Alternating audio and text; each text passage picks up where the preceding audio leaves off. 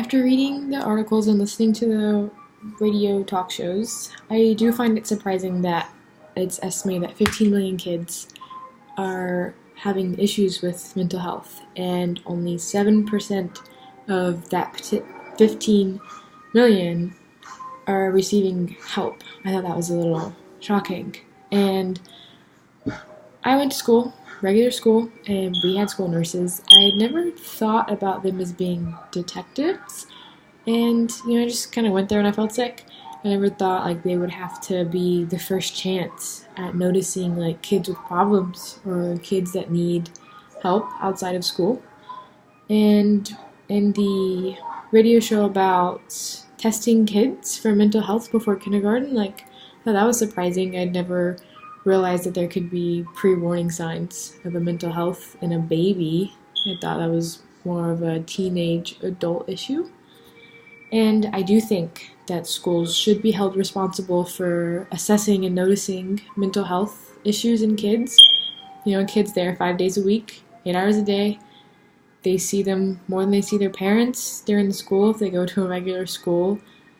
The teachers have ways of communicating with the parents. They can set up meetings. I used to have to fill out planners, and my mom had to sign it, and the teacher would communicate with her that way.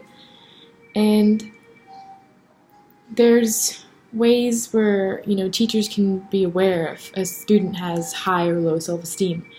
If a kid always sits in the back of the class, they never raise their hand, they never participate, they hate group work, that could be a sign the kid's suffering from something. Maybe they're suffering at home, maybe they're suffering mentally, but that's something that a teacher has the ability to address. The kid could come home from school and the mom asks or dad asks, "How's your day?" Kid's gonna lie if they don't want to talk about it. And same as like peer acceptance. If the teacher's noticing that all these kids are rejecting or socially rejecting this other kid, well, the teacher can speak up. The teacher can say something. They can encourage a positive atmosphere. I actually had a teacher that did this once. It was like I think it was in like 5th grade. The little boy wasn't there, so she talked to all of us as a group and explained to us that he was having issues at home and that we should be a little more nicer and considerate. And then from then on, the kid was accepted. Like, we were kids. Kids are mean. We didn't know. He was just weird. And I think that some of the other things that can be done is whenever you first start out, first day of school, you always have a questionnaire. What do you like? What are you into? What's your favorite color? I think they could also add a questionnaire, kind of like what you do when you go to the hospital. Every time I go to the hospital, I have to fill out this 10-question form about if I'm feeling emotionally abused, physically abused, if I feel about harming myself.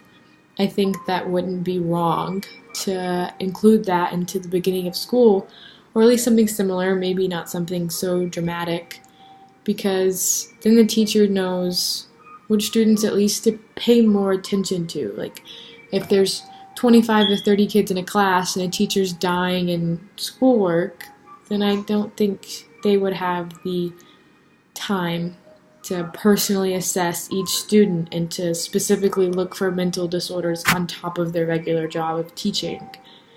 And I think it would be a good idea to at least give some kind of basic knowledge to every teacher and staff that sees a kid on a regular basis, because if you just go to school to teach or you're a secretary, maybe you don't have that special training of noticing a kid that has something wrong with them.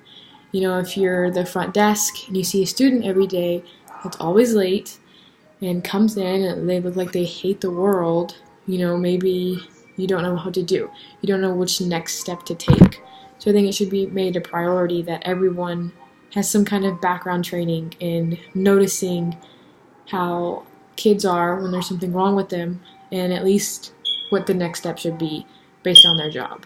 Like, maybe the secretary is not going to get up and talk to the kid and give them psychological advice, but they could at least bring it to someone else's attention.